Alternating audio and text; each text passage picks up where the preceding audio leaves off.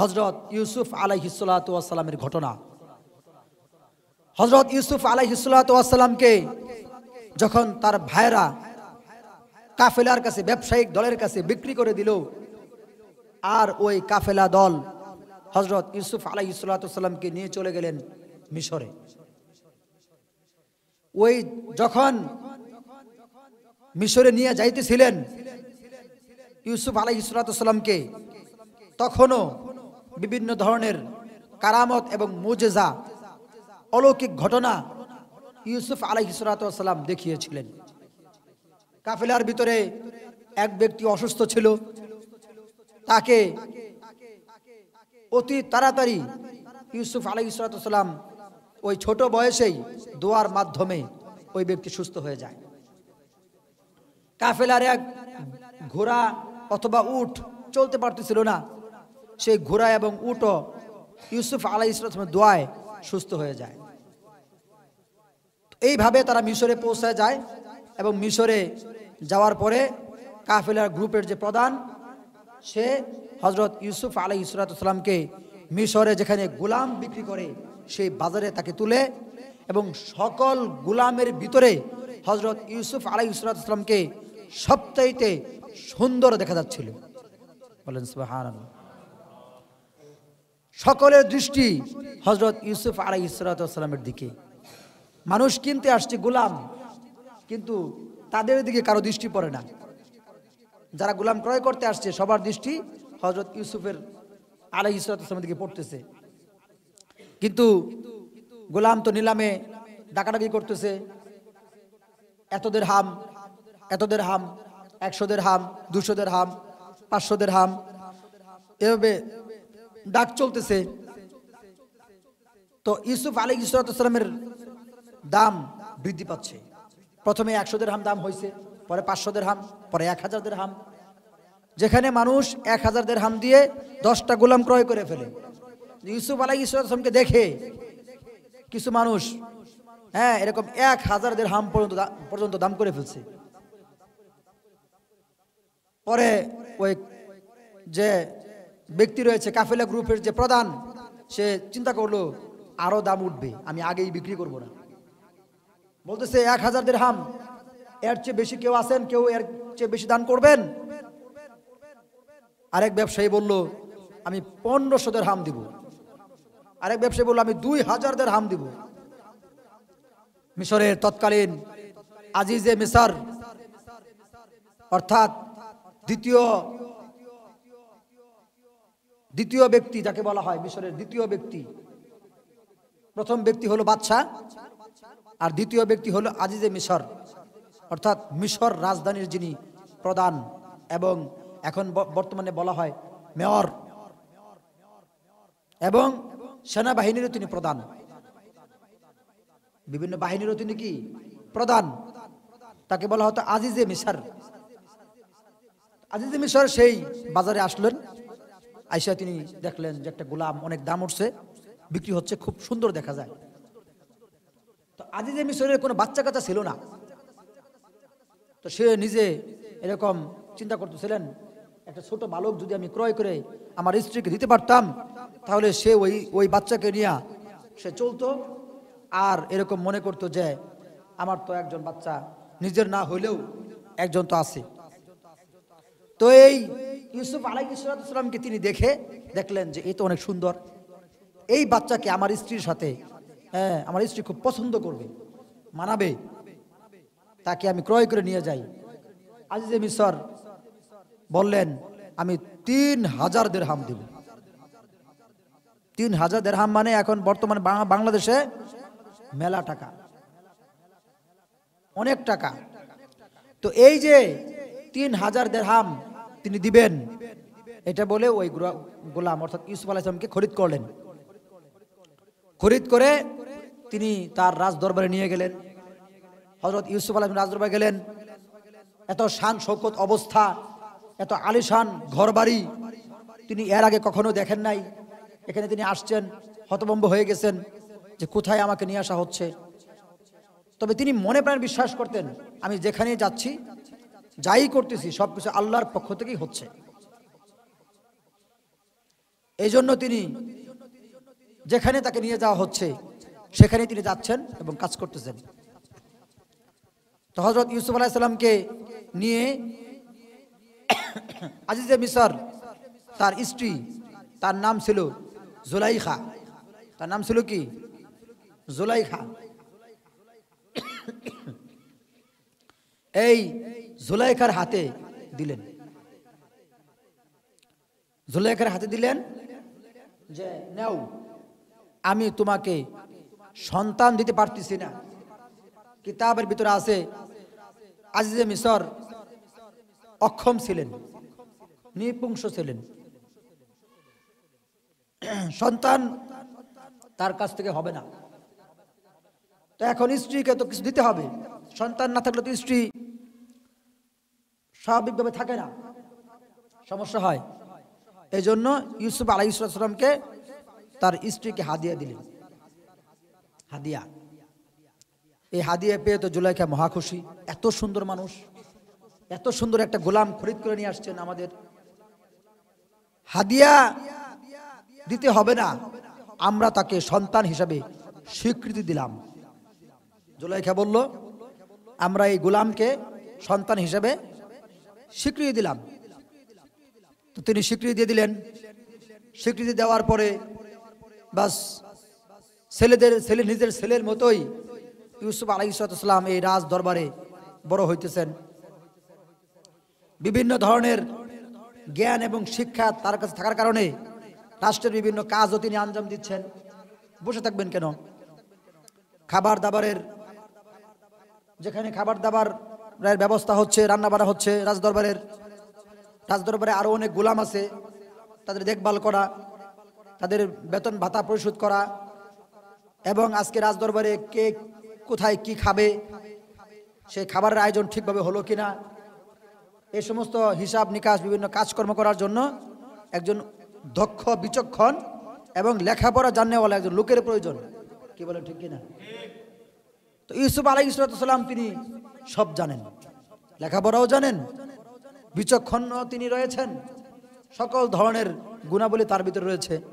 তিনি সমস্ত কাজ দেখভাল করেন এবং ফাঁকে ফাঁকে তিনি অস্ত্র চালানো শিখেন, তীর নিক্ষেপ করা শিখেন, অন্যান্য যে আমল মানে যে কাজগুলো আছে যুদ্ধ করতে যে জিনিসগুলো প্রয়োজন সেগুলো তিনি শিখলেন।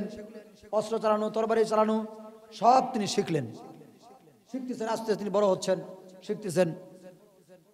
এভাবে চলতেছে, চলতে চলতে ইউসুফ আলাইহিস সালাম যখন বালক বয়সে মিশরে গিয়েছিলেন, মিশরে থাকতে থাকতে এক পর্যায়ে তিনি বালক থেকে যৌবনে পদার্পণ করেন।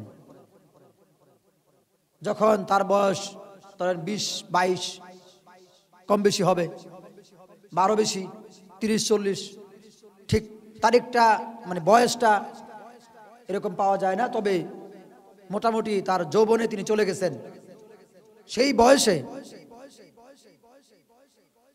জুলেখা তার প্রতি কুদৃষ্টি জাগলো, কুদৃষ্টি। আরো অনেক ঘটনা আছে এর ভিতরে, সবগুলো বলতে গেলে অনেক লম্বা সময়ের প্রয়োজন। তো জুলেখার কুদৃষ্টি জাগলো যে এই ছেলে এত সুন্দর এক ছেলে, তা আমার স্বামীর কি প্রয়োজন, এই ছেলের মাধ্যমেই আমি স্বামীর কাজ করে নিই। খারাপ প্রস্তাব দিল। ইউসুফ আলাইহিস সালাম প্রথমে রাজি হলেন না। তো জুলাইখা বললেন, তুমি আমার গোলাম, এটা মনে রাখতে হবে, তোমাকে আমি খরিদ করে এনেছি, আমি তোমাকে যা বলবো তোমাকে তাই শুনতে হবে, যে না শুনলো তোমাকে আমি কারাগারে নিক্ষেপ করব। তো ইউসুফ আলাইহিস সালাম বললেন, কারাগারে নিক্ষেপ করেন, সমস্যা নাই, কিন্তু আমি আল্লাহর হুকুমের বাইরে যাইয়া আপনাদের অনুগত করতে পারবো না। তো বিবি জুলাইখা সে তার কাজের লোকের মাধ্যমে এমন একটা ঘরে ডাকলেন অন্দর মহলে, যে ঘরটা পর্যন্ত অন্দর মহলে যাইতে গেলে 7টা দরজা পাড়ি দেওয়া লাগে। কয়টা দরজা? 7টা দরজা পাড়ি দেওয়া লাগে। কেউ যদি একবার ওই ঘরের ভিতরে প্রবেশ করে ওইখান থেকে খুব সহজে বের হতে পারবে না। এত ভিতরে। তো সেই অন্দরমহলে প্রবেশ করে কাজের লোকের মাধ্যমে ইউসুফ আলাইহিস সালামকে ডাকলেন, তাকে এখানে ডেকে নিয়ে আসো। তো তিনি 7টা দরজা অতিক্রম করে বিবি জুলাইখার কাছে গেলেন। বিবি জুলাইখা তাকে খারাপ প্রস্তাব দিল। তো খারাপ প্রস্তাব দেওয়ার পরে হযরত ইউসুফ আলাইহিস সালাম বললেন, আমি আমার আল্লাহর সামনে কোনো খারাপ কাজ করতে পারবো না, আমার রব আমার প্রভু আমাকে দেখতেছেন। জুলাইখা মনে করছে হ্যাঁ রুমের ভিতরে যে মূর্তি আছে ওই মূর্তি মনে দেখতেছে, মানে হেরা যে খারাপ কাজ করবে এটা মনে মূর্তি দেখে বলতেছে।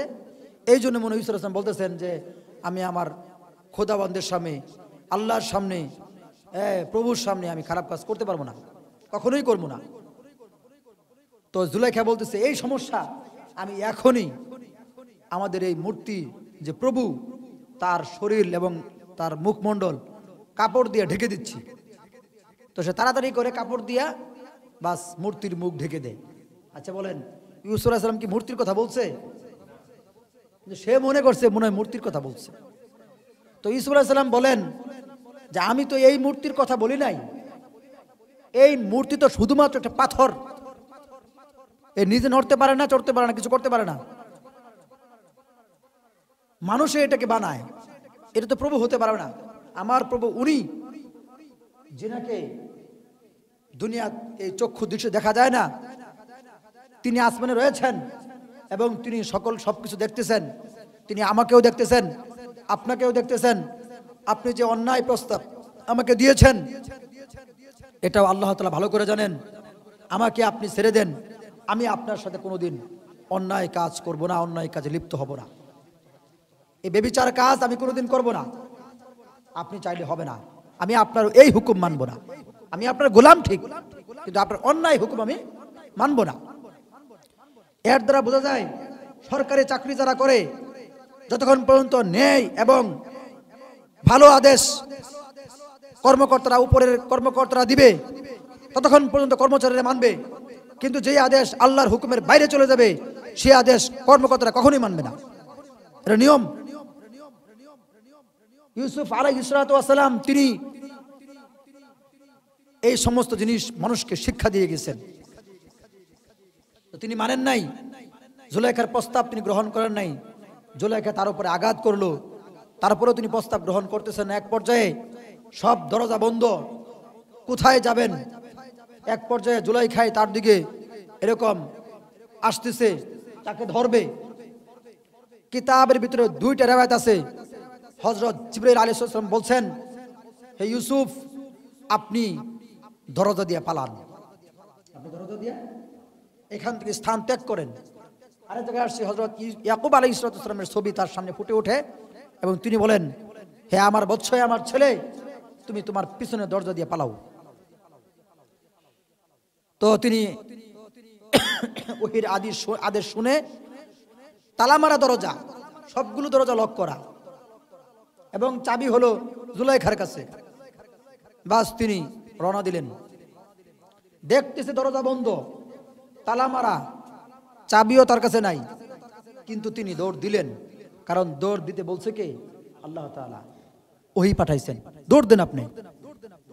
তো তার কাজ ওই দরজা পর্যন্ত যাওয়া, দরজা খোলা তার কাজ না।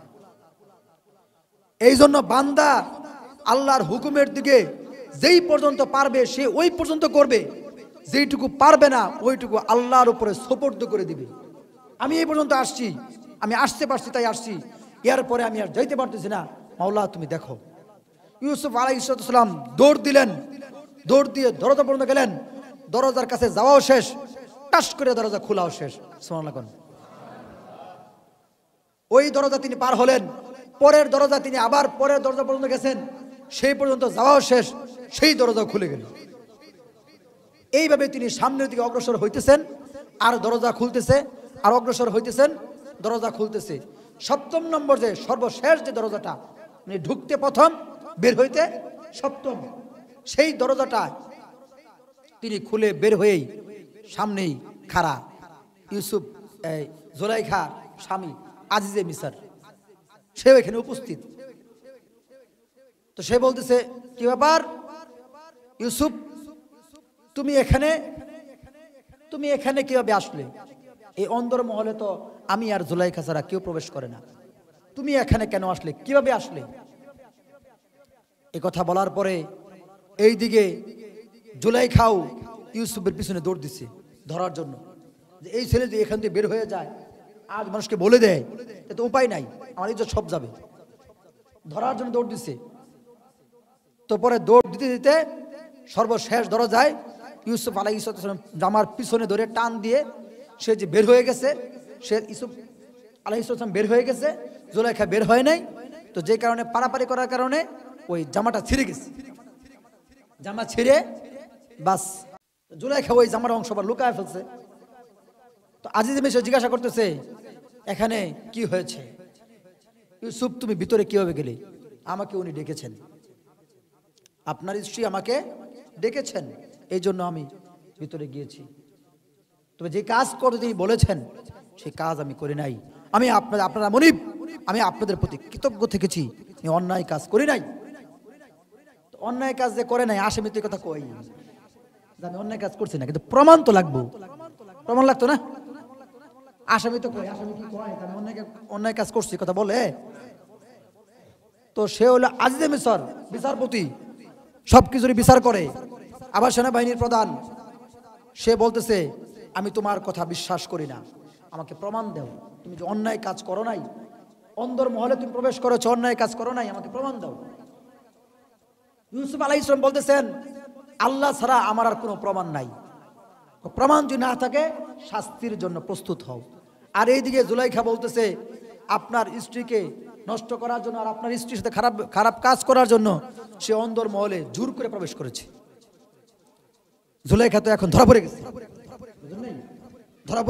ধরা পড়ে যাওয়ার কারণে সে বাঁচার জন্য ইউসুফ আলাইহিস সালামকে দোষ দিয়ে বাস সে বলতেছে যে সেই প্রবেশ করেছে জোর করে। আসলে ইউসুফ আলাইহিস সালাম জোর করে প্রবেশ করেন নাই, তাকে নিয়ে যাওয়া হয়েছে। এখন তো প্রমাণ লাগবে যে আসলে দোষী কে, জুলাইখা দোষী না ইউসুফ দোষী, দোষী কে? কোনো প্রমাণ নাই। আজিজে মিশর বলতেছে, অবশ্যই প্রমাণ দিতে হবে, প্রমাণ যদি তুমি না দাও তাহলে তোমাকে শাস্তির মুখোমুখি হতে হবে, তোমাকে আমি কতল করে ফেলবো, তুমি আমার স্ত্রীর ঘরে প্রবেশ করেছো আমার অনুমতি ছাড়া। আল্লাহ পাক রব্বুল আলামিন আছেন না গায়েব হয়ে গেছেন? আল্লাহ সব সময় আছেন, আল্লাহ ওই সময় ছিলেন, আজও সেই আল্লাহ আছেন পৃথিবীতে, আজও সেই আল্লাহর আছেন আমাদের কাছে, কি বলেন ঠিক কিনা? আল্লাহ তাআলা আছেন, আল্লাহর রহমত আমাদের সাথে আছে, আমরা আল্লাহর কাছে নিতে পারি না, আমাদের ব্যর্থতা। কিতাবের ভিতরে আসছে, কোন মানুষ যদি আল্লাহর কাছে কিছু চায় আল্লাহ তাআলা অবশ্যই তাকে সেটা দিবেন, আজ হোক কাল হোক। ইউসুফ আলাইহিস সালাম দোয়ায় লিপ্ত হয়ে গেলেন, আল্লাহ আমাকে তুমি হেফাজত করো, বাঁচাও। তো ওই অন্দর মহলের গুলোর পাশে আর একটা রুম ছিল, বাসা ছিল, সেখানে এক আত্মীয় তাদের বাড়িতে বেড়াতে এসেছিল। সেই আত্মীয়ের এক ছোট বাচ্চা রয়েছে, নাবালেগ, একবারে শিশু বাচ্চা, কথা বলতে পারে না, 1-1.5 মাসের বয়স হবে, এরকম কম বেশি হতে পারে, কিতাবে লিখছে, কথা বলতে পারে না এমন এক বাচ্চা। তো বাচ্চা কান্নাকাটি করতেছে। ইউসুফ আলাইহিস সালাম বললেন, আমার সাক্ষী রয়েছে, আমার সাক্ষী দিবে, আল্লাহ যদি আমার এই কাজের পবিত্রতা বর্ণনা না করে, আমার সাধ্য নাই এই কাজের, মানে আমি যে দোষী না এটা প্রমাণ করার কোনো সাধ্য আমার কাছে নাই, ওই বাচ্চা আমার সাক্ষী। তো আজিজ মিশর বলতেছে, আমার সাথে মস্করা করতেছ, বাচ্চা কথা বলবে? এই বাচ্চা তো কথাই বলতে পারে না, কথা বলাই এখনো শিখে নাই, সাক্ষী দিবে কিভাবে? তো আজিজ মিশর বলতেছে, আচ্ছা তুমি যেহেতু বাচ্চাকে সাক্ষী বানাইতেছ, যদি এই অবলা বাচ্চা, মানে যে কথা বলতে পারে না, এই যদি কথা বলতে পারে আর তোমার পক্ষে কয়, তাহলে তো আরো ভালো হবে। মানে আজীব কাজ, যে কাজটা কঠিন সেখানে যদি কাজটা হাসিল হয়, এটা তো অনেক অবাক করা কথা, কি বলেন? বাস বাচ্চা সুন্দর এক কথা বলেছে। কি সুন্দর কথা! বাচ্চা বলতেছে, এখানে যেহেতু বিচার কার্য সম্পাদন হচ্ছে আর আমি যেহেতু সাক্ষী, তাহলে আমি সাক্ষী কারো পক্ষেও দিব না, কারো বিপক্ষেও দিব না, আমি এমন এক যুক্তি পেশ করব যে যুক্তির আলোকে বিচার করা সহজ হয়ে যাবে। বলেন সুবহানাল্লাহ। বাচ্চা যুক্তি পেশ করছে, কি যুক্তি? কয় যদি জামার সামনের সাইড ছিঁড়া ফাড়া থাকে তাহলে ইউসুফ দোষী, আর জামারের পিছনের সাইড যদি ছিঁড়া ফাড়া থাকে তাহলে জুলাইখা দোষী। সামনের সাইড ছিঁড়া ফাড়া থাকলে ইউসুফ দোষী কেমনে? সে অন্যায় কাজ করতে গিয়েছিল আর জুলাইখা করতে দেয় নাই, এর তারা পারাপারি করেছে, তাই সামনের অংশ ছিঁড়ে গেছে, হতে পারে। আর যদি জুলাইখা দোষী হয়, ইউসুফ দোষী না হয়, তাহলে ইউসুফ সে কাজ না করার জন্য সে ওইখান থেকে পালায়া চলে আসতেছিল, কিন্তু তাকে আসতে দিচ্ছিল না জুলাইখা, এই জন্য সে জামার পিছনে টান দিয়ে ধরেছে। এটি হলো যুক্তির কথা। আজিজে মিসর তখন তিনি সামনে দাঁড়ায় দেখেন ইউসুফ আলাইহিস সালাতু ওয়াস সালামের জামার পিছনের অংশ ছিঁড়া, সামনের অংশ ভালো রয়েছে। বলেন সুবহানাল্লাহ। বাচ্চার কাছ থেকে এমন কথা সেই দিন তিনি শুনতে পেয়ে অবাক হয়ে গেলেন। মনে মনে আজিজে মিসর সেই দিনই ধরে নিলেন, যেই বালক আমার ঘরে এসেছে, যেই ছেলে আমার গোলাম হয়ে আমার কাছে এসেছে, এই ছেলে কোনো সাধারণ ছেলে না। কারণ বাচ্চা কথা বলতে পারে, এমন কাজ যে করেছে এইটা স্বাভাবিক কোনো কাজ না। তবুও তার মনে হচ্ছে হতে পারে কোনো জাদুমন্ত্র, তার মনে হচ্ছে। আর আমরা দেখেছি নবীদের বেলায় কাফেররা এমনটি মনে করত, আজীব কোনো কাজ ঘটায় দিলেই, কোনো মুজিজা অলৌকিক কাজ ঘটায় দিলেই তারা মনে করত জাদু। তারা মনে করত কি? জাদু মনে করত। তো আজিজে মিসরের ওই দিন থেকে তার মনে হচ্ছিল না, এই বাচ্চা এই বালক সাধারণ কোনো বালক নয়, এই ছেলে সাধারণ কোনো ছেলে নয়, এই ছেলের দিকে আমার বিশেষভাবে খেয়াল করতে হবে। এবং বাল্যকালে যখন ছিলেন, আরো ছোট বয়স, প্রথম হযরত ইউসুফ আলাইহিস সালামকে তার আজিজে মিসরের গ্রন্থাগার যে রয়েছে, কিতাব ভান্ডার, সেখান থেকে বিভিন্ন ধরনের কিতাব তিনি পাঠ করাতেন এবং তিনি বলতেন, আমিও এই মিশরের পূর্বসূরীদের ধর্মে বিশ্বাস করি না, আমি আশায় আছি এমন এক ব্যক্তির শুভাগমন এই মিশরে ঘটবে, যার মাধ্যমে এই মিশর সমস্ত ধরনের কুপ্রথা, কুসংস্কার আর এই সমস্ত অসভ্য কর্মকাণ্ড বন্ধ হবে। আমি সেই আশায় আছি, কিন্তু সেই লোক কবে আসবে, কে পাঠাবে, তার কোনো হদিস আমি জানি না, তবে আমি আশায় আছি। ইউসুফ আলাইহিস সালাম ভাবতেন হয়তোবা আল্লাহ তাআলা সেই লোক অলরেডি পাঠিয়ে দিয়েছেন। কারণ সেই লোক কে হবেন? হযরত ইউসুফ আলাইহিস সালাম নিজেই হবেন। হযরত ইউসুফ আলাইহিস সালামের জিন্দেগি, অনেক মানুষ বলে না হুজুর কোন রাজনীতি কই, মিয়া গাদা জাহেল, সূরা ইউসুফ রাজনীতিতে ভরা। রাজনীতি কি? সূরা ইউসুফ এই পৃথিবীতে আল্লাহ তাআলা কোরআনে কেন দিয়েছেন? সূরা ইউসুফ মানুষকে শিখিয়ে দিয়েছেন রাজনীতি কিভাবে করতে হয়। এইভাবে রাজনীতি না, এইভাবে করতে হয়, ওইভাবে করা যাবে না, এইভাবে করতে হবে। এইটা আল্লাহ তাআলা স্পষ্টভাবে শিখিয়ে দিয়েছেন সূরা ইউসুফের ভিতরে। এই যে এখন শুরু হবে ইউসুফ আলাইহিস সালাতু ওয়াস সালামের রাজনীতি। এতক্ষণ কইলাম তার ঘটনা, জীবনের শুরু লগ্ন অবস্থা, এখন শুরু হবে তার রাজনীতি। এই যে আজিজে মিসরের মনে তিনি ধরে গেলেন, তার মনে হয়ে গেল যে এই ছেলে কোনো সাধারণ ছেলে না, এই ছেলেকে যদি আমি আমার পাশে রাখি তাহলে আমার ভালো হবে। আমার কি হবে? ভালো হবে। বাস তিনি তাকে নিজের বিশেষ তত্ত্বাবধায়ক বানায় দিলেন, মানে আমার সেক্রেটারি, বাদশার আজিজে মিসরের সেক্রেটারি। আজিজে মিসর কাকে বলে শুরুতে বলেছি, তারা শুরুতে ছিলেন না, শুনতে পান নাই। আজিজে মিসর হলো তৎকালীন জামানার মিশরের দ্বিতীয় ব্যক্তি, বাদশার পরেই তার স্থান। তিনি সেনাবাহিনীরও প্রধান, তিনি মন্ত্রী পরিষদেরও প্রধান, বাদশার পরেই তার স্থান। মিশর রাজধানীর, তৎকালীন রাজধানীর তিনি প্রধান, যাকে এখন বর্তমানে মেয়র বলা হয়। এই সমন্বয়ক এক ব্যক্তিকে আজিজে মিসর বলা হয়, মানে মিশর দেশের তিনি প্রধান, বাদশার পরেই তার স্থান। আজিজে মিসর হযরত ইউসুফ আলাইহিস সালামকে নিজের সেক্রেটারি বা তত্ত্বাবধায়ক বানাইলেন, যে তুমি আমার সকল কাজ করবে, তুমি আমার সাথে থাকবে, আমি তোমাকে চিনতে পেরেছি, তুমি স্বাভাবিক কোনো মানুষ না, তুমি অবশ্যই অনেক গুরুত্বপূর্ণ একজন ব্যক্তি, তোমাকে আমরা হয়তোবা চিনতে পারতেছি না, কারণ বাচ্চা তোমার পক্ষে সাক্ষী দেয়, এটা অসম্ভব কাজ। কিন্তু জুলাইখা সে তো ধরা পড়ে গেছে। এখন সে তার অপরাধ আসামি এমনটি করে, যখন সে ধরা পড়ে যায় তখন নানান ধরনের কূটকৌশল অবলম্বন করে নিজে বাঁচার জন্য। নিজে কি করার জন্য? শুরুতে বলেছিলাম হযরত ইউসুফ আলাইহিস সালামের ভাইরা এত সাহসী, এত বুদ্ধি তাদের ছিল, তারা সবকিছু করেছে, কিন্তু তারা বাবার সামনে যখন পেশ করেছে আমাদের ভাইকে বাঘে খেয়ে ফেলছে, বাবা তখন কি বলেছিল? বাঘে জামার ভিতরের মানুষটা ছিঁড়ে ফিরে খেয়ে ফেললো, জামাটা কিছুই হলো না। তার মানে খুনি সবসময় খুন করে এমন একটা আলামত সে রেখে যায়, ওই আলামতের মাধ্যমেই সে আবার পুনরায় ধরা পড়ে। হযরত ইউসুফ আলাইহিস সালামের এই অবস্থায় জুলাইখা ধরা পড়ে গেছিল। এখন জুলাইখা বিভিন্ন কূটকৌশল অবলম্বন করতে লাগলো, স্বামীর কাছে তো আমাকে ভালো হতে হবে, এবং আশপাশের মানুষগুলো যে আমাদের এই অবস্থা, আমাদের এই কাজ শুনে ফেলেছে, এটা তো সমস্যা, ইজ্জতের মানহানি করতেছে, এখন কি করা যায়? এখন সে অনেক কৌশল অবলম্বন করে স্বামীকে একবার বলে, রাজদরবারের বিভিন্ন কর্মকর্তাদের এক এক কথা বলে, কেউ তার কথায় কান দেয় না, আর বলে আপনিই দোষী, এটা প্রমাণিত, বাচ্চা প্রমাণ করেছে আপনি দোষী। এখন সে বলতেছে আমি ইউসুফের প্রেমে পাগল হব না কেন? ইউসুফের প্রেমে তো সবাই পাগল, আসলেই পাগল।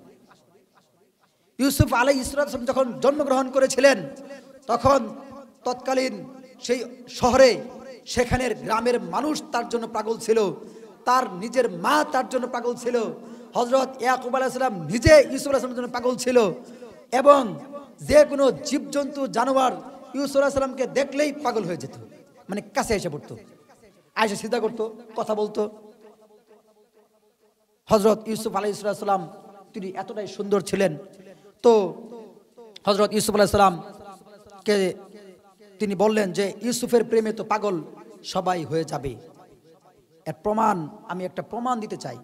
জুলাইখা তার স্বামীকে বলতেছে, একটি খাবারের, বিশাল বড় খাবারের আয়োজন করেন, যেখানে শুধুমাত্র মহিলারা থাকবে, কোনো পুরুষ না, মহিলারা থাকবে।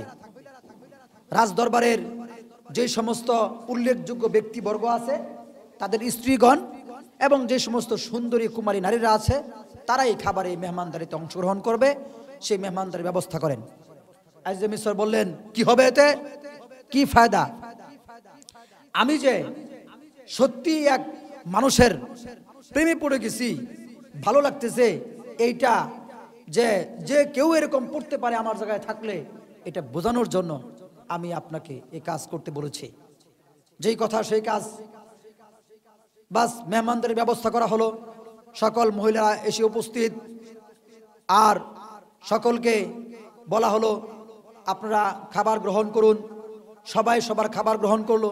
খাবার গ্রহণ শেষে প্রত্যেকের হাতে একটা করে কমলা লেবু দেওয়া হলো আর একটা করে চাকু দেওয়া হলো। তো বলা হলো আপনারা সকলেই চাকু এবং কমলা লেবু হাতে রাখেন, যখন আমি আপনাদেরকে, বিবি জুলাইখা বলতেছে, যখন আমি এই কমলা কাটতে বলবো তখন আপনারা কেটে ফেলবেন, এবং যখন আমি থামতে বলবো তখন আপনারা থামবেন। এইদিকে হযরত ইউসুফ আলাইহিস সালামকে বললেন, তুমি খাবারের যে ঝুড়ি আছে যেখানে অনেক ফলমূল থাকে, সেই খাবার নিয়ে দরজার ওই দিক, অপর দিক থেকে তুমি ভিতরে প্রবেশ করবে। যখন হযরত ইউসুফ আলাইহিস সালাম দরজার অপর দিক থেকে ভিতরে প্রবেশ করা শুরু করলেন, ঠিক এই সময় জুলাইখা সকল মহিলাকে বললেন, সবাই সবার ফল কাটেন। তো সবাই সবার ফল কাটা শুরু হয়েছে। ইউসুফ আলাইহিস সালাম ঘরে প্রবেশ করতেছেন, এমত অবস্থায় সকল মহিলা ফল কাটা বাদ দিয়ে মানে কাটতেছে, কিন্তু ইউসুফ আলাইহিস সালামের দিকে সবাই তাকিয়ে আছে যে এ কোন পুরুষ, এই পুরুষ আবার কোথা থেকে আসলো, এত সুন্দর পুরুষ তো জীবনেও দেখি নাই, এরকম পুরুষ তো আমাদের দরকার, এই সেই। আর এদিকে ফল কাটতেছে।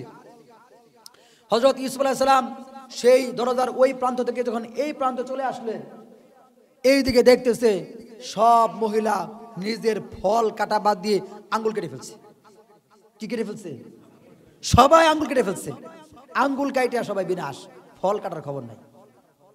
আপনি যদি ফলকে এভাবে ধরে রাখেন আরে খালি পৌঁছাই থাকেন, হাতের ভিতরে ফল কাটবে না আগে আঙ্গুল কাটবে? সব মহিলা আঙ্গুল কাটা শেষ। অতঃপর বিবি জুলাইখা তার স্বামীকে আজিজে মিসরকে বললেন, হে আমার স্বামী, আপনি দেখেছেন একটি মাত্র ঝলক ইউসুফকে এই মহিলারা দেখেছে, দেখেই সবাই আঙ্গুল কাইটা বিনাশ। আর আমি এই ছোট থেকে ইউসুফকে লালন পালন করে এ পর্যন্ত বড় করছি, আমি তার প্রেমে পাগল না হওয়ার তো কোনো কারণ নাই। আমি তো অবশ্যই পাগল হয়ে যেতে পারি, আমিও তো মানুষ, আমি তো গরু না, আমি তো মানুষ। স্বামী বুঝতে পারলেন যে আসলে এই ছেলেকে আমার স্ত্রীর কাছাকাছি রাখার কারণেই এই অবস্থা হয়েছে। কিন্তু রাজদরবারে একটা কথা ছড়ায় গেছে যে জুলাইখা ইউসুফের সাথে এরকম খারাপ কাজ ব্যভিচার করতে চেয়েছিল। বাস যখন এই কথা ছড়ায় গেল, এখন এই কথা আর বন্ধ করা যাচ্ছে না। এবং ওইদিকে জুলাইখা ইউসুফকে কাছে পাওয়ার জন্য এত কিছুর পরেও, লাঞ্ছনা বঞ্চনা গঞ্জনা নানান ধরনের কথাবার্তা শোনার পরেও সে তাকে তার কাছেই পেতে চায়।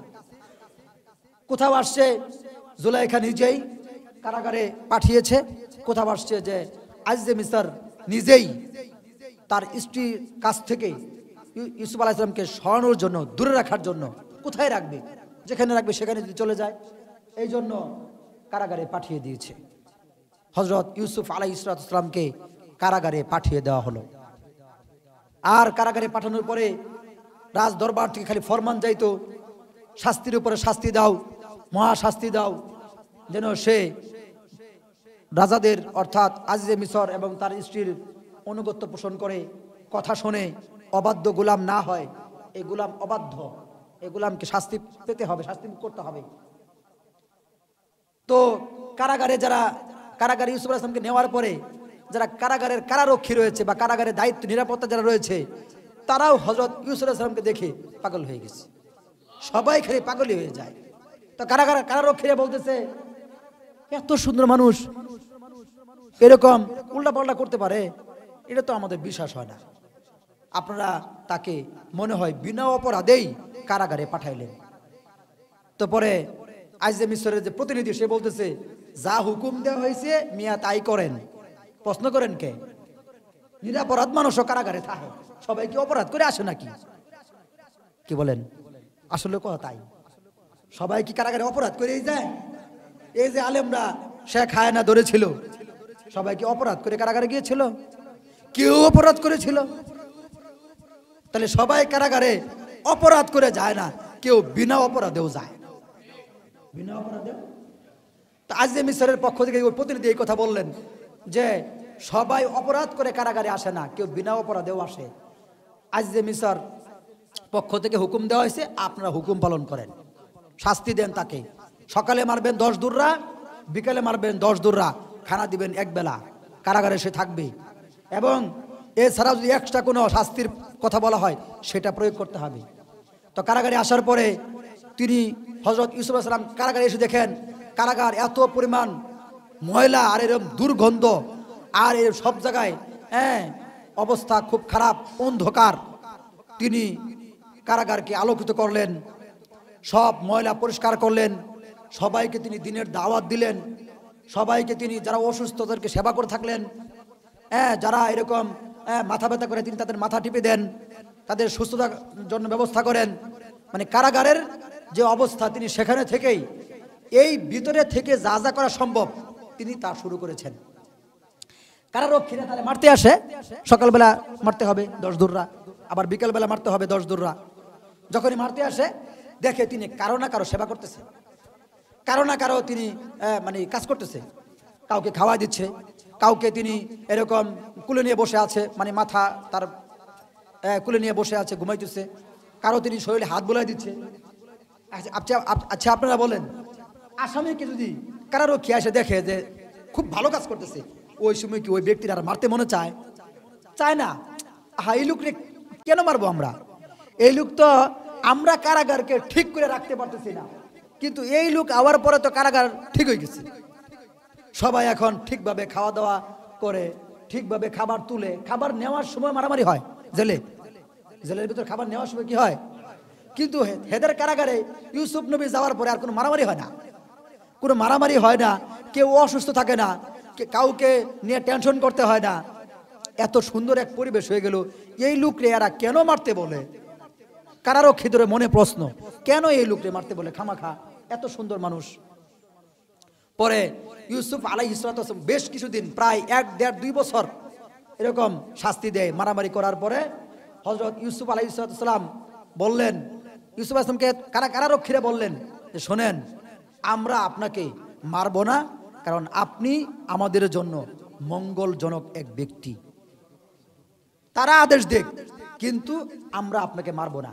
আমরা বলে দিব আমরা মেরেছি, আমরা বলে দিব আমরা কি করছি, সকালে 10 দৌড়া মারছি, বিকালেও 10 দৌড়া মারছি, এটা আমরা বলে দিব, কিন্তু আমরা আসলে মূলত আপনাকে মারবো না, কারণ আপনাকে মারতে মন চায় না, আমাদের কষ্ট লাগে। তো এই সময় এই অবস্থায় কারাগারে 2 জন কয়েদি প্রবেশ করলো। 2 জন কয়েদি, এই 2 জন কয়েদির 2 জনই বাদশার ওই আজিজে মিশর উপরে যে আরেক ব্যক্তি, তিনি হলেন মিশরের বাদশা, তার বাদশার বিশেষ লোক, খাবারের দায়িত্বে নিয়োজিত।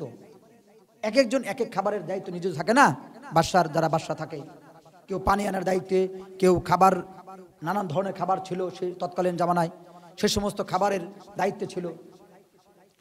আর ওইদিকে মিশরে আরেকটা কুফরি এবং শিরকি, শত শত বছর ধরে চলে আসা এক ধর্মের এরকম প্রচলন ছিল। সেই ধর্মের যারা পাদ্রী ছিল বা ব্রাহ্মণ ছিল, তারা মন্দিরে পূজা টুজা করত।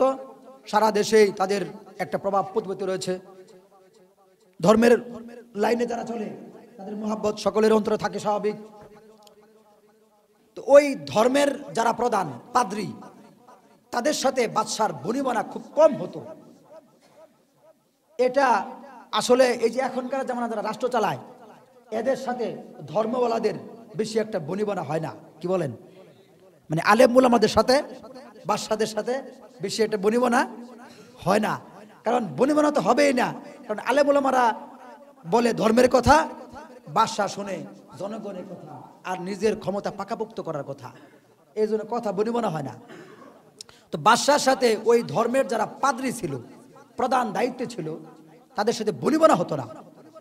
তো ওই ধর্মের যারা পাদ্রী, তারা চিন্তা করলো এই বাদশা যেহেতু আমাদের কথা অনুযায়ী চলে না, শোনে না, তাই বাদশাকে সুকৌশলে মেরে ফেলতে হবে। তো মারবে কিভাবে? এভাবে তো মারা যাবে না, সিকিউরিটি গার্ড রয়েছে, অনেক বাহিনী রয়েছে, মারা যাবে না। কিভাবে মারতে হবে? খাবারে বিষ প্রয়োগ করে মেরে ফেলো। 2 জন লোক তারা ঠিক করেছে। ওই 2 জন লোকই হলো বাদশার বিশেষ খাবারের দায়িত্বে 2 জন লোক। তাদেরকে মোটা অঙ্কের টাকা দেওয়া হবে, দিরহাম দেওয়া হবে, দিনার দেওয়া হবে। তোমরা এই দিনারগুলো নিয়ে তোমরা পরিবারের এরকম সুখী হবে। এই শত শত বছর, এই বছরকে বছর তোমরা বাদশার খাদেম হয়েছ, তোমাদের কি হয়েছে? কোনো উন্নতি হয় নাই তোমাদের, তোমরা আমাদের কাছে টাকা নিবে আর বাদশাকে তোমরা মেরে ফেলো। খাবারে বিষ প্রয়োগ করা হলো। তাদের 2 জনের ভিতরে চুক্তি হলো যে আমরা 2 জনে খাবারের ভিতরে বিষ প্রয়োগ করে বাদশাকে মেরে ফেলবো। তো বাদশা এটা টের পেয়ে গেল, কোনোভাবে বাদশা জানাজানি হয়ে গেল যে খাবারে বিষ প্রয়োগ করা হয়েছে। বাদশা জানতে পেরে এদের 2 জনকে নির্দেশ দিল, এদেরকে গ্রেফতার করে কারাগারে পাঠিয়ে দাও। ইউসুফ আলাইহিস সালাম তো আগেই কারাগারে চলে গেছেন, বছরখানি হয়ে গেছে। এরপরে এই 2 জন গেলেন। এই 2 জন যাওয়ার পরে তারা যেহেতু বাদশার বিশেষ লোক, তাদেরকে আলাদা কারাগারে এক জায়গায় রাখা হলো, যে এরা বিশেষ লোক এবং এরা বেশি অপরাধী, এরা বাদশাকে মেরে ফেলতে চেয়েছিল। এদেরকে স্বাভাবিক কারাগারে রাখা যাবে না, এদেরকে অস্বাভাবিক একটা ঘরে রাখতে হবে, যেখানে কোনোভাবে পলাইতে না পারে, এমন এক জায়গায় রাখা হলো। তো ইউসুফ আলাইহিস সালামের সাথে তাদের সাক্ষাৎ হতো কারাগারে ভিতরে, মাঝে মাঝে সাক্ষাৎ হতো। তো কারাগারের ভিতরে অনেকে স্বপ্নে দেখতো। তো ইউসুফ আলাইহিস সালাম যেহেতু এখন কারারক্ষীদের সঙ্গী, আর তো কেউ এখানে ভালো কেউ নেই কারাগারে। কেউ কি ভালো লোক যায়? সবাই তো ওরকমই যায়। ভালো লোক তো 2-1 জন থাকে, আসামি বেশি থাকে, ভালো লোক তো কম থাকে। তো এরকম সবাই এখন ইউসুফ আলাইহিস সালামের কাছে জীবনের দুঃখের কথা বলে, সুখের কথা বলে, ভালো কথা বলে, যার যেটা মনে চায় সব কথা ইউসুফ নবীরে বলে। তো এই কারাগারে এই 2 কারাগার, এই যে এখন যে আসলো 2 জন বাদশার বিশেষ 2 খাদেম, তারা 2 জন এরকম এই ইউসুফ নবীকে পছন্দ করতো না। এই লোকটা কি, এই লোকটার নামে তো বাচ্চাকে কমপ্লেন করতে হবে, এই লোকটা তো কারাগারে আইসে সব কিছু অনুরোধ করে দিছে, হ্যাঁ, বা এরকম বলা বলি করতো। একদিন রাতে স্বপ্ন দেখে তারা, দুইজন স্বপ্ন দেখছে, দুইজন না, একজন স্বপ্ন দেখেছে। কি স্বপ্নে? স্বপ্নে দেখেছে যে সে স্বপ্নে দেখতেছে যে সে রুটির ঝুড়ি মাথায় নিয়ে বসে আছে, হ্যাঁ, তো অনেকগুলো কাক এসে ওই ঝুড়িতে বসে ওই রুটিগুলো খাচ্ছে। আর তার সাথে যে আছে তাকে স্বপ্নে দেখেছে যে সে আঙ্গুরের রস চিবায়া বাচ্চাকে খাওয়াচ্ছে। আঙ্গুর আছে না, আগেকার যুগে আঙ্গুর দিয়ে মদ বানানো হতো, আঙ্গুর দিয়ে, খেজুর রস দিয়ে, এগুলো দিয়ে কি বানানো হতো? মদ বানানো হতো, মদ এখনকার বানানো হয়, ওগুলো অনেক দামি মদ। আমরা বাংলাদেশের মানুষ মদ খায়, হ্যাঁ, গোবর, পচা ভাত এগুলো দিয়া, মুদির গরুর মুত আর সেনা দিয়ে বানায়, ওটা দেখায়। কি বলেন? গোবর কার জিনিস? মুদির গরুর গোবর না, মুদি নিজেও খায় গোবর, আর সেনা মানুষের ওই সেনা আর গোবর খাওয়ানো ব্যস্ত, এটি খায়। মদ খাওয়া হারাম। আর এই মদ কি খায়? আত্মা বাত্তা এগুলো খায় উন্মাদ হয়ে পড়ে থাকে। আর কেউ হুজুর মনে হয় আকাশে উড়ি। তা তুই জমিনে কি করস? তুই আকাশে জায়গা, হেলিকপ্টার লগে গুরুই, মানুষের লোকে তোর কি কাম? তোর আকাশে উঠতেছে আর তুই হেলিকপ্টার লগে যায় উড়ুই। তো এই স্বপ্নে দেখে যে আনারের রস সে চিবায়া ওই বাদশাকে দিচ্ছে, নেন আপনি খান। তো সকালবেলা ঘুম থেকে উঠে তারা তো আজীব হয়ে গেল যে আমরা কি স্বপ্ন দেখলাম, হ্যাঁ, এবং দুজনে খুশি, খুব ভালো স্বপ্ন দেখেছে তারা। তো ইউসুফ আলাইহিস সালামকে বললেন যে আচ্ছা, আপনি তো অনেক কিছু পারেন, আমরা যে স্বপ্নে দেখেছি এটা ব্যাখ্যা করতে পারেন? তো বলো, স্বপ্নের কথা বলো। তো তারা বললেন যে আমি দেখতেছি যে আমি এরকম রুটির ঝুড়ি মাথায় নিয়ে বসে আছে, কাকের আমার রুটি খাইতেছে, আর এরকম এই ভাই আমার সাথে যে আছে, আমি তার ব্যাপারে দেখলাম যে সে এরকম আনার চিবায়া ওই রস বাদশাকে খাওয়াচ্ছে, মদ বানায়া। পরে তারা দুজনেই খুশি যে তারা মনে করছে যে রুটি খাওয়ানো, কাকের রুটি খাওয়াচ্ছে তো ভালো জিনিস, আবার বাদশাকে মদ খাওয়াচ্ছে এটাও ভালো জিনিস, তারা উভয়ে খুশি। তো ইউসুফ আলাইহিস সালাম বললেন, আমি যদি স্বপ্নের ব্যাখ্যা করি, এই ব্যাখ্যা তোমাদের বিশ্বাস করতে হবে। তো বিশ্বাস করবে? তারা প্রথমে বললে, হ্যাঁ বলেন, বিশ্বাস করবো না কেন? কত মানুষ কত কথাই কয়, বিশ্বাস না করে উপায় আছে, কোন আপনি কথা কোন? শোনো, আমি যেই কথা বলবো এইটা কোনো ব্যাখ্যা বিশ্লেষণ না, আমি এখন যা বলবো তোমাদের দুইজনের জীবনে তাই ঘটবে। কি বলবেন আপনি? তুমি যে দেখেছ রুটির ঝুড়ি মাথায় নিয়ে আসো, তোমাকে অতি তাড়াতাড়ি বাদশা ফাঁসির কাষ্ঠে ঝুলাবে, এবং তোমাকে যে এরকম রাস্তার মাঝে ঝুলায় রাখবে, সেখানে তোমার মাথা, ওই যখন লাশ পচে যাবে ওই সময় কাক আর পশু পাখি এগুলো বসে তোমার মাথার মস্তক খেয়ে ফেলবে। এটা হলো তোমার স্বপ্নের ব্যাখ্যা। আর ওই লোকের ব্যাপারে যে স্বপ্ন দেখেছ, সে আবার এই পুনরায় ফেরত যাবে বাড়িতে, নিজের বাসায়, আর সে তার চাকরি ফেরত পাবে। অর্থাৎ সে বাদশার যে দায়িত্বে, খাদেমের দায়িত্ব ছিল, সেই কাজেই সে ফেরত যাবে। এখন তারা দুইজনেই বলতেছে, না আমরা কোনো স্বপ্নে দেখি নাই, আমরা এমনি বলছি, আমরা এমনি বলছি, কোনো স্বপ্নটা আমরা দেখি নাই। এখন দেখতেছে যে কি আমার ফাঁসির কাছে ঝুলাই দিব, কি কয়? আমি খাওয়াইলাম কাকের রুটি, ফাঁসির কাছে ঝুলাই দিতেছে, এটা তো সমস্যা। আমরা স্বপ্নে দেখি নাই, আমরা এমনি বলছি আমরা স্বপ্নে দেখি নাই। কয় তোমরা অবশ্যই স্বপ্নে দেখেছ, এবং আমি যা বলছি এটাই ঘটবে। বাস তাদেরকে 2 দিন বা 3 দিন পরেই তাদেরকে নেওয়া হলো, আর রাজ দরবারে প্রমাণিত হলো যে ওই কাকে রুটি খাচ্ছিল, স্বপ্নে দেখেছে, ওই লোক দোষী হিসাবে তার শাস্তি হলো মৃত্যুদণ্ড, এবং তাকে রাস্তায় ঝুলায় ফাঁসি দিতে হবে, ঠিক আছে? আর আরেকজন লোক যে ছিল, সে মুক্তি পেয়ে বাদশার চাকরিতে সে প্রবেশ করে গেল।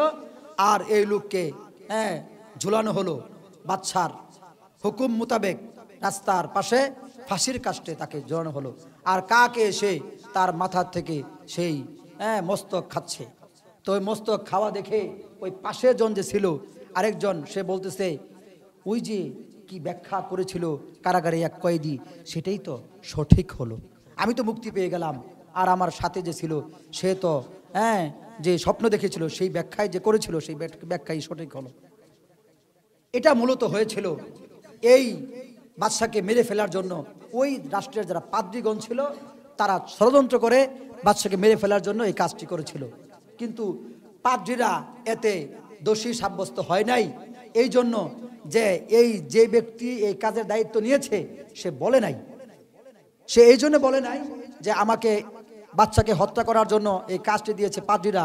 এই কথা পাদ্রীদের দোষ এই জন্য দেয় নাই। পাদ্রীরা তাকে বলেছিল যদি আমাদের কথা বাদশার কাছে বলো তাহলে কিন্তু তোমার পরিবার সব উৎখাত করে দিব, সব ধ্বংস করে দিব তোমাদের। এই জন্য তুমি নিজে বলবা আমি নিজেই অপরাধ করেছি, আমাকে কেউ অপরাধ করায় নাই। এই জন্য পাদ্রীরা দোষী সাব্যস্ত হলো না, ওইভাবেই থাকলো। আর সে নিজেই ফাঁসির কাস্টে ঝুললো। ঝোলার পরে বাস ইউসুফ আলাইহিস সালামের স্বপ্ন 3 দিন পরেই বাস্তবে ঘটে গেল। ইউসুফ আলাইহিস সালাম ক্রমান্বয়ে মিশরের সিংহাসনে তিনি বসেছিলেন, রাজত্ব করেছিলেন প্রায় 100 বছর, কেউ কেউ বলেছে আরো বেশি। এত বছর তিনি রাজত্ব করেছিলেন একজন নবী। তিনি কি একজন নবী। একজন নবী মিশরের সিংহাসনে বসেছিলেন।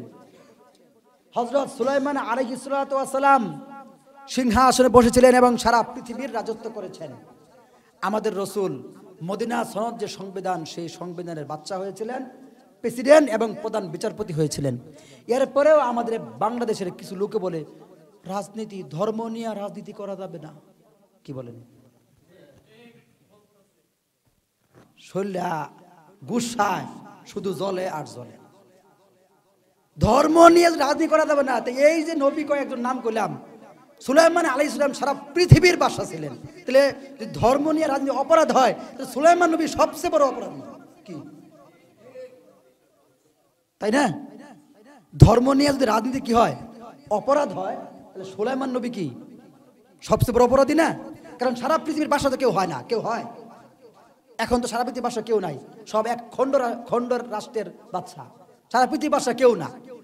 তো সুলাইমান নবী সবচেয়ে বড় অপরাধী হবে। আমাদের নবী ওই অপরাধীর মধ্যে পড়ে গেল। কি বলেন? আবার ওই ইউসুফ নবী, তিনিও কি হলেন? এই অপরাধীর মধ্যে পড়ে গেলেন। আহারে জাহেল, তুমি যে জানো না কোরআন হাদিস, তোমারে কেমনে জানাই?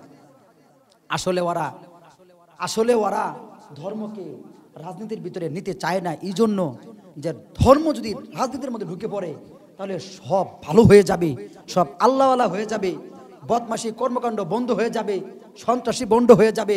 তাহলে তো আমরা যারা সন্ত্রাসী করি আমাদের কাজটি বন্ধ হয়ে গেলে আমরা চলবো কি দিয়া? কি বলেন? ওরা চলবো কি দিয়া? এই জন্য ওরা বলে না না, ধর্ম একটা পবিত্র জিনিস, পবিত্রই যদি হয় তাহলে রাজনীতির মধ্যে ঢুকলে সমস্যা কি? রাজনীতি যদি একটা ভালো কাজ মানুষের কল্যাণের জন্য করে নাকি? তো ধর্ম পবিত্র জিনিস, তো পবিত্র জিনিসটা রাজনীতির মধ্যে মিশলে তো আরো সুন্দর হবে। তো ওদের খারাপ লাগে কে? কারণ কি? কারণ তো একটা আছে। কি বলেন? এই জন্য এই সমস্ত কথা কোনো দিন বলেন না। বললে কি বলেন, আপনার ইমানটা নাই হয়ে যাবে। হযরত ইউসুফ আলাইহিস সালাম মিশর রাজত্বে বসে, আগামী সপ্তাহে বলবো কিভাবে তিনি মিশরের সিংহাসনে বসেন এবং মিশরকে তিনি এক আল্লাহর অধীনে, এক আল্লাহর স্বীকারোক্তিতে সকল মানুষকে, এমনকি মিশরের বাদশাকেও তিনি দাওয়াত দিয়ে তিনি এক আল্লাহর পথে নিয়ে এসেছিলেন। এবং তিনিই ছিলেন মিশরের বাদশা। যে বাদশা ছিল সে আর বাদশা না।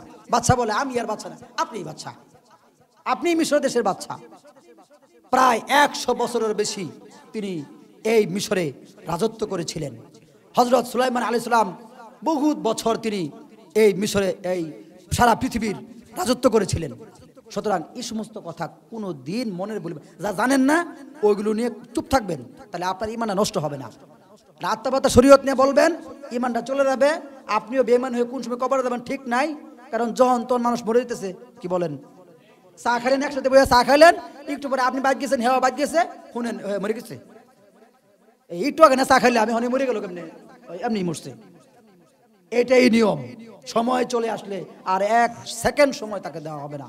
এই জন্য নানান ধরনের কথাবার্তা বলে নিজের ঈমান নষ্ট করবেন না, এতে করে আপনারই ক্ষতি হবে, আমাদের কি হবে?